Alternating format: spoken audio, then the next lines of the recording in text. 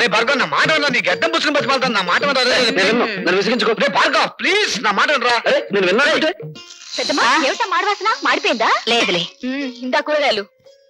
నా తల్లే, బంధుత్వం లేకపోయినా కన్న కూతుర్లా ఎంత అభిమానం చూపిస్తున్నావే. నీ చేతులు పట్టుకుని బతిమాలుతున్నారా? నా కోసం వేరే వేషం. ఏ కాలేజీలో నేను గోల్డ్ మెడల్ తీసుకున్నాను ఆ కాలేజీలో నిరుద్యోగిగా అడుగు పెట్టకూడదు అనేది నా ప్రిన్సిపల్ రా. నేను వెయ్యను.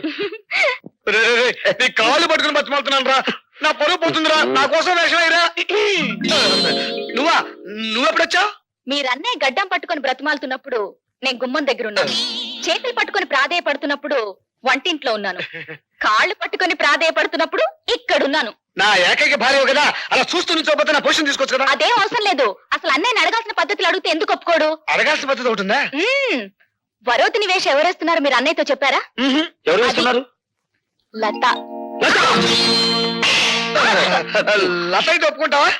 చచ్చా లత అయితే ఏంటి, పీత అయితే ఏంటి, ప్రిన్సిపల్సే. కరెక్టరా, కానీ టికెట్లనే అమ్మేశాను దేవుడు.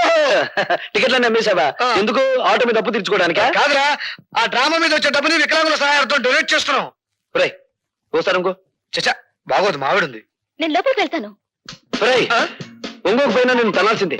ఇంత మంచి సదుద్దేశంతో ఏర్పాటు చేసిన ప్రోగ్రామ్ తెలుసుంటే ముందే ఒప్పేసుకునేవాడిని కదరా. అంతా గ్యాస్, ఇదంతా లత కోసమే.